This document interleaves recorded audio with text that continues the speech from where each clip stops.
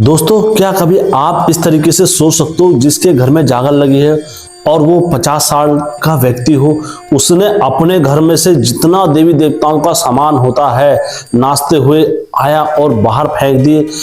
जितने भी देवी देवताओं का झोली चिमटा वगैरह सब बाहर फेंक दिए।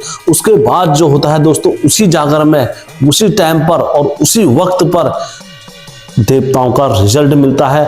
और ऐसा रिजल्ट मिलता है दोस्तों कि आप सुनकर हैरान हो जाओगे कि ऐसे सभी देवी देवताओं ने उन्हें घेर लिया कि जैसे मानो कि उनके हाथ जकड़ गए हो, जैसे मानो कि उनका शरीर दंग बैठ गया हो, जैसे मानो कि उनके शरीर से जो ऊर्जा थी वो समाप्त हो गई होगी। तो दोस्तों, आज की कहानी में आपको ये सब सुनने को मिले। नमस्कार दोस्तों, मैं हेमचू पहाड़ी आज एक सत्य घटना और आप लोगों के समक्ष लेकर आया हूं। और यदि आप पहली बार हेमचू पहाड़ी चैनल में आए हैं तो मैं आपसे ये नहीं कहूंगा मेरे चैनल को लाइक सब्सक्राइब शेयर करें। मैं आपसे बस यही रिक्वेस्ट करता हूं कि आप कहानी पूरी देखें। कहानी पूरी देखने के बाद उसके बाद आपको लगता है कि यार वाकई में एक सच्ची घटना पर आधारित है, तो दोस्तों फिर आप चैनल को लाइक भी करें, सब्सक्राइब भी करें और शेयर भी करें और अपनों के साथ भेजें भी। दोस्तों आज की सत्य घटना में आगे बढ़ने से पहले हमेशा की तरह चैनल का इंट्रो।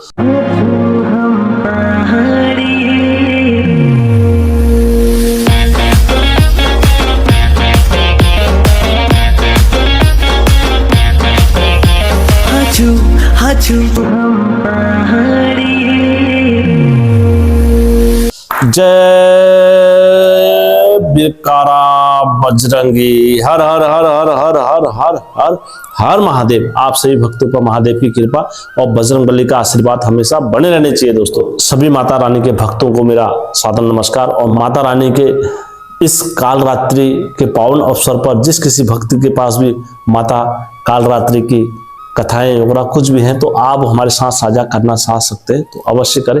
मेरा यकीन माने दोस्तों, मैं उस घटना को हर हमेशा सत्य घटना समझ के ही चैनल पर अपलोड करता हूं।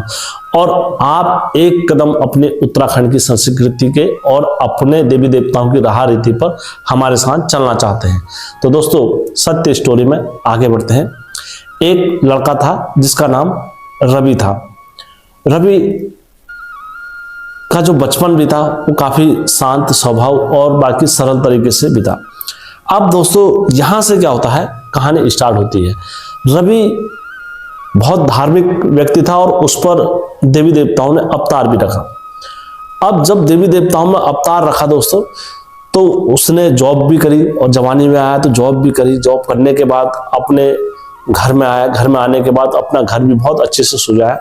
जब उस पर देवी देवता अच्छे से प्रकट होने लगे, अच्छे से खेलने लगे तो दोस्तों आप सभी को पता है हमारे पहाड़ों में, हमारे घरों में, हमारे क्षेत्रों में देवी देवताओं के धामी जब बोलते हैं ना अच्छी प्रचंड शक्ति हो जाती है या प्रचंड शक्ति नहीं होती है तो तब भी वो दूसरों के वहां घरों में भला करने के लिए और न्योते में जाकर दूसरों के वहां जबरदस्ती की बोलते हैं तीसरे पुरुष के बीच में यदि योग्य और सामर्थ्य हो तभी किसी व्यक्ति को जाना चाहिए, अन्यथा वो सामर्थ्य नहीं है। और हर व्यक्ति को पता रहता है कि मैं इस कार्य को करने के लिए सामर्थ्य हूं या नहीं हूं, क्योंकि दोस्तों आप फिर उसमें क्या हो जाए तो पाप के भागीदार हो जाते हो। यदि आप किसी के वहां सामर्थ्य नहीं हो और आप वहां पर जा रहे हो और फिर उनका घर का अगर भला नहीं हो रहा है तो दोस्तों फिर आप पाप के भागीदार बन जाते हो। जैसे कि मैं आपको एक उदाहरण दे देता हूं कि मैंने बोला किसी से यार मैं तेरे घर में आऊंगा और तेरे देवी देवताओं का उद्धार करके चले जाऊंगा या तेरे घर में किसी को लेके आ जाऊंगा या तेरे घर में कहीं पूजा करके चले जाऊंगा अच्छी, और आपने पूजा 50, 60 या 1 लाख की पूजा करा दी उनके घर में जाकर और उनकी स्थिति जैसे पहले थी और आज भी वैसी की वैसी है। इसका मतलब आप योग्य नहीं थे। आपने जबरदस्ती उस घर में जाकर और जबरदस्ती अपनी वहां एक पूजा रखाकर और आप क्या बने, देवी देवताओं के पाप के भागीदार बने। क्यों दोस्तों?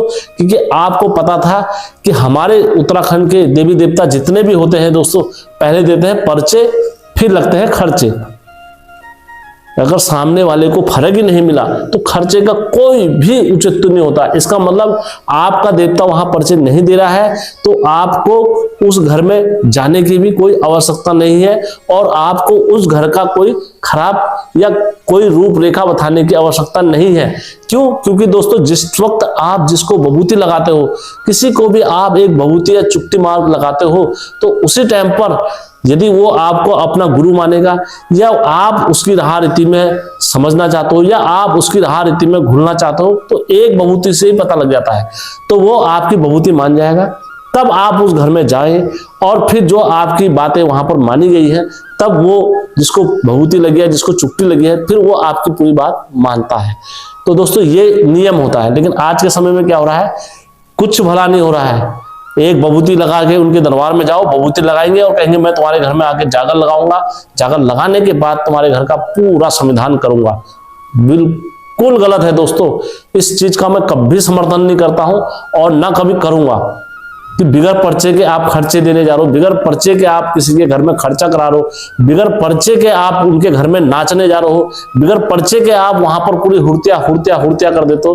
क्योंकि हमारे बुजुर्ग जो कहते थे दोस्तों, हो सकता है यहाँ पर हेमचू पहाड़ी मिथ्या बोल रहा हो सकता है आप लोगों को लग रहा है कि यार ऐसी बोल रहा हो, लेकिन आप अपने घरों में बुजुर्गों से और सयानों से और जो गांव के मुखिया होंगे उनसे जरा पूछ लेना एक बार, क्या बोलते थे, नाच बे भाग निहन। कोई कितना नाच जाए उससे भागी नहीं होता है। भागी किससे होते हैं, पर्चे देने से भागी होते हैं। यदि आप पर्चे दे रहा है, पर्चाधारी आप पर देवता है, तो वो आपको पर्चे दे रहा है जहां जहां जाके, तब जाके आप उसके भागीदारी होते हो, नहीं तो अन्यथा कोई नाच बे भाग निहन। बोलते हैं जिस पर देवता आते हैं तो दोस्तों वह अभाग्यशाली होता है। क्यों? क्योंकि दोस्तों फिर उसको तपस्या करनी पड़ती है। जितनी भी तपस्या करेगा वो जनहित कल्याण के लिए करता है, वो अपने निजी कार्य के लिए नहीं करता कि मेरा भला हो जाए। आज के समय तो ये हो रहा है कि लोगों के घर जा जाके और नाच नाच के और अपना भव्य दरबार बना दे रहे हैं। गलत है दोस्तों, कभी ऐसा नहीं होता। हमारे बुजुर्ग लोग ऐसा नहीं करते थे।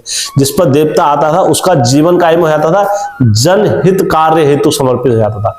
वो कई ऐसे ऋषि तपस्वी हैं जो दिन रात तपस्या करते थे और जिनके वहां लोग जाकर एक हाथ जोड़कर मुझसे मांगकर, कुछ भी मांगकर वो उनको दे देते थे। ये उनकी साधना थी। जनहित कार्य के लिए तपस्या करी जाती है, ना कि अपने पर्सनल व्यक्तिगत तुम पर देवता आ रहा है तो तुम नाच के और लोगों से पैसे ऐंठने का, ये सारे काम नहीं होते हैं। तो इसी तरीके से क्या हुआ, रवि का जो व्यवहार था वो क्या हो गया, धीरे धीरे कुदृष्टि में हो गया। और दोस्तों धीरे धीरे जहां उनका कार्य होता था, जहां उनका कार्य नहीं होता था, वो वहां भी अपनी टांग अड़ा देते थे। तो ऐसे करते करते क्या हुआ, उनके घर के राग इतने उलझ गए कि वो कभी अपने घर के राज ही नहीं सुलझा पाए। उनके घर के इतने द्वेष उलझ गए कि वो कभी अपने घर के द्वेष ही नहीं सुलझा सके। इस तरीके से उनके घर में क्या हो गया, पूरा एक माहौल बन गया। तो दोस्तों फिर उन्होंने क्या कहा, उन्होंने कहा चलो हम एक सामूहिक जागर लगा देते हैं और इसमें सभी लोगों को बुलाते हैं और सभी लोग आएंगे और एक हम इस तरीके से पूजा पाठ का करते हैं विचार। रवि ने कहा, उन्होंने कहा ठीक है। तो पूजा पाठ में करने के लिए सबको एकत्रित कर दिया, अपने गांव के मुखिया डंगरिया वगैरह सबको बुला दिया। जब सबको बुलाया वहां पर दोस्तों, उनने क्या करा, जागर लगी। जागर लगने के बाद क्या हुआ दोस्तों, सभी देवता नाचते हैं। अब रवि पर भी देवता आते हैं। अब दोस्तों जो देवता उन पर आते हैं, मैं नाम बदनाम नहीं करूंगा किसी देवता का, क्योंकि फिर लोग कहेंगे यार कि हेम भाई आप अपने मन से बोलते हो या कुछ भी अपने मन से बोलते हो। ऐसा कभी नहीं होता दोस्तों, मैं कभी अपने मन से कोई शब्द नहीं बोलता हूं, क्योंकि जैसी मेरे पर कहानी आई होती है बस उस कहानी में थोड़ा उतार नीचाव करने के लिए मैं थोड़ा वो कर देता हूं, लेकिन कहानी 100% सत्य होती है। तो दोस्तों जब उन पर क्या होता है, जब देवता प्रचंड अवतार होते हैं, अवतार होने के बाद वो इस तरीके से नाचते हैं, इस तरीके से नाचते नाचते कहां पहुंच जाते हैं, अपने मंदिर में पहुंचते हैं। और मंदिर में पहुंचने के बाद वो नरसिंह देवता की झोली, भैरव देवता का चिमटा, तिमरू का लट्ठा और गोल देवता की जो पगड़ी वगैरह जो भी थी सब बाहर लेके आए। और सब बाहर लेके आने के बाद उन्होंने उसको बाहर फेंक दिया।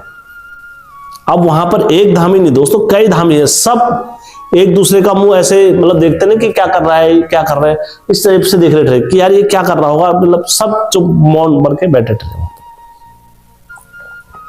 और जब उसने बाहर फेंक दिया, क्योंकि जागर उनके घर में लग रही थी, कोई बोले भी तो क्या बोले, तो जागर उनके घर में लगी। और जब उन्होंने अपने घर का सारा विध्वंस कर दिया बाहर फेंक के, तो इतने में क्या हुआ, एक व्यक्ति पर नरसिंह देवता अवतार हो गए वहां से। और जैसे नरसिंह देवता अवतार हो गए दोस्तों, ये दृश्य उनके आंखों के सामने जैसे ये पड़ा तो दोस्तों नरसिंह देवता आदेश आदेश आदेश आदेश आदेश आदेश आदेश आदेश आदेश माई आदेश आदेश आदेश आदेश की वाणी और अलग आदेश आदेश की वाणी और अलग की वाणी करते हुए वो कहाँ आ गए, वो धोनी में आ गए। और जैसे नरसिंह देवता धोनी में आए और नरसिंह देवता ने वहां पर अपना 9 धाम का चिमटा पकड़ा जिसको बाहर फेंका था और उसको धोनी में डाला। धोनी में डालने के बाद और तिमरू का लट्ठा जो फेंका था बाहर उसको पकड़ा। उसको पकड़ने के बाद उसमें बभूत लगाई। बभूत लगाने के बाद उसको पूरी धोनी को जो था उसको रमाया। उसको रमाने के बाद नरसिंह देवता ने वहां पर बैठे चौखुंडी धोनी पर। जब चौखुंडी धोनी पर बैठे नरसिंह देवता, उससे बोला तू कौन सा देवता है, कहां का देवता है, मैत का है या घर का देवता है, पहले मुझे ये बता।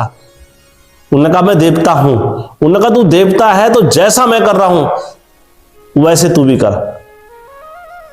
अगर तू ये नहीं करता है तो तू देवता नहीं नाच रहा, तू इस पर हंक नाच रहा है और जो मर्जी हंक तुझसे करा रहा है तेरे घर में काम। उन्होंने कहा ठीक है, जैसा देवता करेगा तुम्हारा वैसे मैं भी करूंगा। मैं भी कोई देवता, वो थोड़ा भूत, मैं भी देवता हूं। उन्होंने कहा ठीक है। नरसिंह देवता ने जो चिमटा डाला था धोनी का 9 धाम का चिमटा पकड़ा वहां पर से चिमटा और लाल चिमटा को ऐसे देखा और ऐसे देखा, मारी एक छपेट अपने पीठ में और मारी एक छपेट अपने इस पीठ में। नरसिंह देवता ने लाल चिमटा दोस्तों, जब नरसिंह देवता ने ये मारा, मारने के बाद दोस्तों ने कहा ले अब मैं इस चिमटे को मारने के बाद चाटता भी हूं, ले करके और चाटा और चाटने के बाद उसको दे दिया। उससे कहा मार इसे पहले शरीर में, तो दोस्तों वो नहीं मार पाया। मानो जो देवता अभी तक इतना उग्र स्वभाव में नाच रहा था, आप मानो जैसे कैलाश को चले गए हो। आप मानो जैसे उनके शरीर में कोई ऐसी चीज वस्तु बची नहीं हो। तो उन पर से तुरंत देवता, जो अहंकारी रूपी देवता नाच रहा था, वो क्या हो गया, शांत हो गया। शांत होने के बाद उस पर से देवता चले गया और जैसे देवता गए तो वहां पर जो और धामी भी आए थे वो भी सबके आगे आदेश आदेश आदेश आदेश आदेश की वाणी करते हुए आगे वहां पर। अब क्या हो गया, सबने उसको घेर लिया। सबने घेर लिया। अब सबने घेर दिया तो उससे बोला भाई तू जा कहां रहा है, तू तो स्वयं अगर धोनी में आया है, धोनी तूने नरसिंह देवता की धोनी चिमटा जब तूने बाहर फेंके हैं इतने धामियों के सामने, तो तू अब बच के कहां जा रहा है। बचने का तो कोई उपाय नहीं हो सकता है। आओ और खेलो और हमारे साथ खेलो जैसा हम खेल रहे हैं। और से दूसरे जो देवता आए थे उन्होंने भी वो चिमटा पकड़ा और उन्होंने भी वो चिमटा को मारा अपने पर लसक लगाते हुए, और क्या नाम कहते हैं, वहां पर छोड़ दिया। उन्होंने कहा भैया हम जब खेल रहे हैं तो तू भी खेल हमारे साथ, बराबर का खेल, तब तो हम मांगेंगे तू एक सच्चा जोगी है या एक सच्चा देवता है, क्या है तेरे पे, तूने मतलब ये सारी चीजें कैसे करी तूने इस धोनी में। तो एक आश्चर्यजनक वाली बात है। तो दोस्तों सब जने वहां पर जब उसको घेरते हैं तो वो उस पर से देवता लुप्त हो जाता है। जब देवता लुप्त हो जाते हैं दोस्तों तो वो क्या कर देते हैं, वहां से छोड़ के पीछे बैठ जाते हैं। जब पीछे बैठ जाता है तो दोस्तों फिर वहां पर से वो माफी मांगता है। वहां पर सभी अपने घर में मंदिर में माफी मांगता है। माफी मांगने के बाद बोलता है कि अब मैं इसके लिए क्या दंड भरूं, जो मुझसे हो गया है, ये आक्रोश बस हुआ है, जो भी हुआ है, अब मैं इसके लिए क्या दंड भर सकता हूं। तो सभी देवी देवताओं ने वहां पर राहरीति से दंड रखाया, आपसे 51 रुपए का दंड रखाया और बोला जो भी ये तेरा चिमटा झोली चिमटा तूने बाहर फेंका है 3 रुपए लट्ठी, अब इसको क्या करना, हरिद्वार से सब झोली चिमटा और नहला धुला के लेके आना और दोबारा अपने थान पर रखना। ये तेरा काम इतने में ही निपट रहा है, यानी था तूने कुछ और जोर जबरदस्ती कुछ भी करी या कुछ भी अपनी तरफ से इसमें ऐड ऑन करने की कोशिश करी तो तेरे को ये दंड बहुत बड़ा पड़ेगा। फिर तब जाके उसने कहा मेरे को गलती हुई है और आप जो भी कहोगे, मुझे जो भी दंड स्वीकार होगा मैं वो दंड स्वीकार करने के लिए राजी हूं। तो दोस्तों इतना वहां पर जागर में हुआ। तो फिर उसके बाद गुरु ने और सभी देवी देवताओं ने उसको चुट्टी लगाई। चुट्टी लगाने के बाद नरसिंह देवता आदेश की वाणी करके अपने जोशीमठ को गए और जितने भी वहां पर देवी देवता थे वो भी सब विदाई करते हुए अपने घर को गए। दोस्तों जो उनका घर का इंसाफ वगैरह था सब नरसिंह देवता ने करा फिर, और उसके बाद वो अपने जोशीमठ को चले गए थे। दोस्तों इस कहानी में कुछ भी मैंने असत्य नहीं बोला है। जिस किसी भाई को इस कहानी का प्रमाण साक्ष्य वगैरह कुछ भी चाहिए तो आप मुझे 3 दिन के अंदर करना, मेरा उत्तरदायित्व है आपको कहानी का प्रमाण देना, सिर्फ 3 दिन के अंदर। मेरे पास रोज कहानी आती है, मैं रोज कहानी डालता हूं, आप लोगों को पता है। तो इस वजह से अगर कोई सोचेगा कि यार मैं 1 महीने बाद या 2 महीने बाद या 10 दिन बाद करता हूं, तो दोस्तों फिर मैं आप लोगों को पता नहीं दे पाऊंगा किसने भेजी, कहाँ से भेजी। ठीक है दोस्तों, धन्यवाद दोस्तों। अगर कहानी